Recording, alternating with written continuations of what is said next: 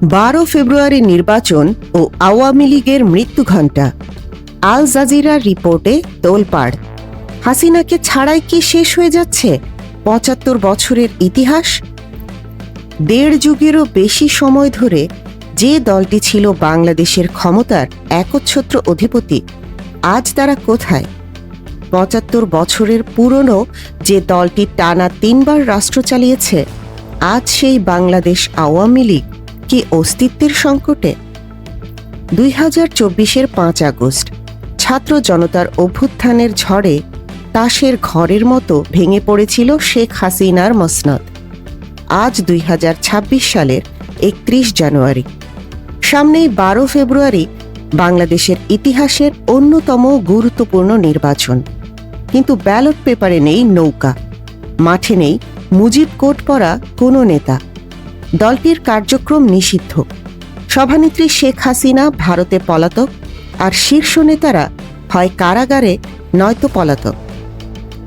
গতকাল শুক্রবার কাতার ভিত্তিক সংবাদ মাধ্যম আল জাজিরা প্রকাশ করেছে এক বিস্ফোরক প্রতিবেদন। শিরোনামে উঠে এসেছে এক ভয়ানক প্রশ্ন: আওয়ামী লীগ কি নিশ্চিহ্ন হয়ে যাচ্ছে?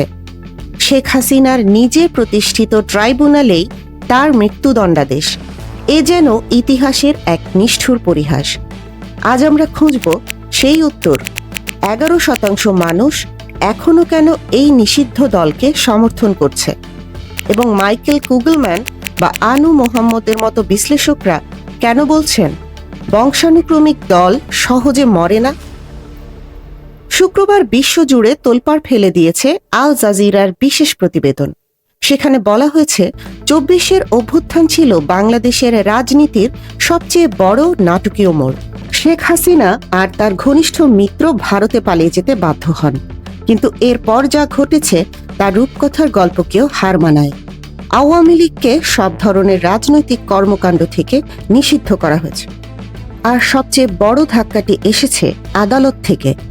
যে আন্তর্জাতিক অপরাধ ট্রাইব্যুনাল শেখ হাসিনা নিজেই প্রতিষ্ঠা করেছিলেন বিরোধীদের দমানোর জন্য, সেই ট্রাইব্যুনালই তার অনুপস্থিতিতে গণহত্যার নির্দেশ দেওয়ার দায়ে তাকে মৃত্যুদণ্ড দিয়েছে।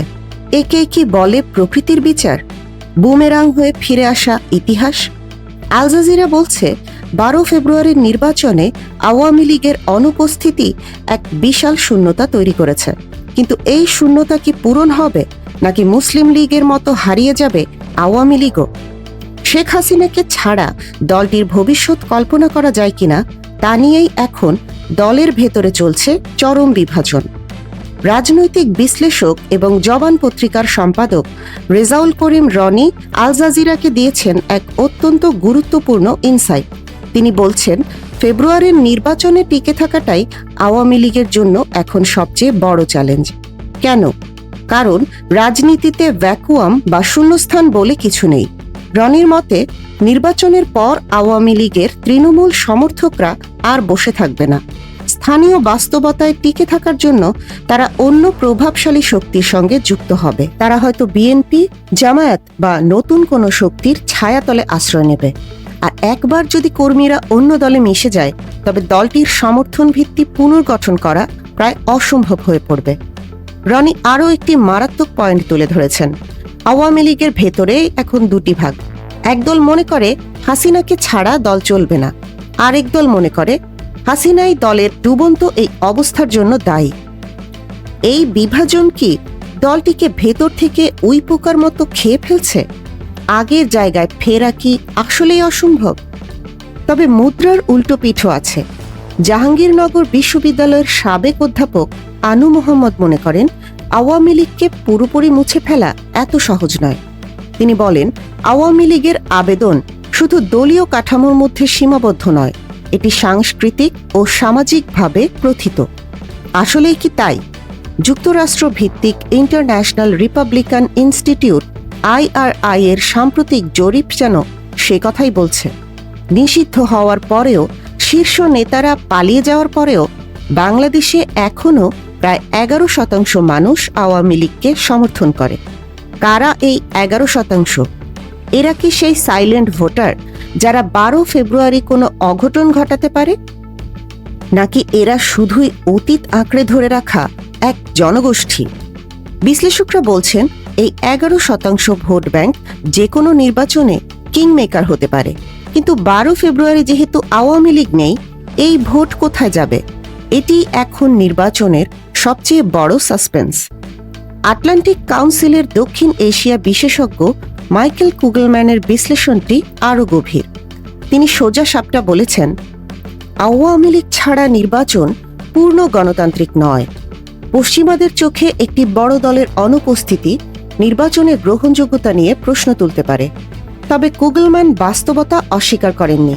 তিনি মেনে নিয়েছেন দমন পীড়নের কারণে দলটি অনেকের চোখে বৈধতা হারিয়েছে। গত 15 বছরে গুম, খুন এবং ভোটাধিকার হরণের যে ইতিহাস তৈরি হয়েছে, তাতে দলটির নৈতিক মৃত্যু হয়েছে অনেক আগেই। কিন্তু কুগলম্যান অনেকের জন্য আশঙ্কার হলেও একটি আশার আলো দেখিয়েছেন। তিনি বলেন, দক্ষিণ এশিয়ার রাজনীতিতে বংশানুক্রমিক দলগুলো সহজে মরে না। ভারতের কংগ্রেস বা পাকিস্তানের পিপলস পার্টির মতো দলগুলো বারবার আছড়ার খেয়েও ফিরে এসেছে। শেখ মুজিবের রক্তজার ধমনীতে সেই শেখ হাসিনার দল কি পরিস্থিতি বদলালে আবার ফিরে আসতে পারে?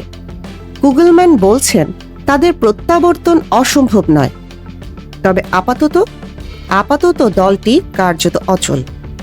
আর মাত্র কয়েকটা দিন, 12 ফেব্রুয়ারি বাংলাদেশের মানুষ ভোট কেন্দ্রে যাবে।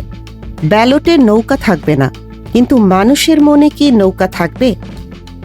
নাকি 24-এর রক্তস্নাত বিপ্লবের পর মানুষ চিরতরে প্রত্যাখ্যান করবে এই দলটিকে? হাসিনা ভারতে বসে দেখছেন তার দলের এই করুণ দশা। মৃত্যুদণ্ড মাথায় নিয়ে তিনি কি আর কখনো ফিরতে পারবেন, নাকি বিদেশের মাটিতেই শেষ হবে এই অধ্যায়? আওয়ামী লীগ আজ কোণঠাসা, নিষিদ্ধ এবং নেতৃত্বহীন, কিন্তু রাজনীতিতে শেষ কথা বলে কিছু নেই। 11% সমর্থন আর সাংস্কৃতিক শেকড় নিয়ে তারা কি আবার ফিনিক্স পাখির মতো জেগে উঠবে, নাকি রেজাউল করিম রনির শঙ্কাই সত্যি হবে? তারা হারিয়ে যাবে কালের গর্ভে। উত্তর মিলবে 12 ফেব্রুয়ারির পর। চোখ রাখুন আমাদের পর্দায়। রাজনীতির এই মহাকাব্যিক পরিবর্তনের প্রতিটি মুহূর্ত আমরাই পৌঁছে দেব সবার আগে।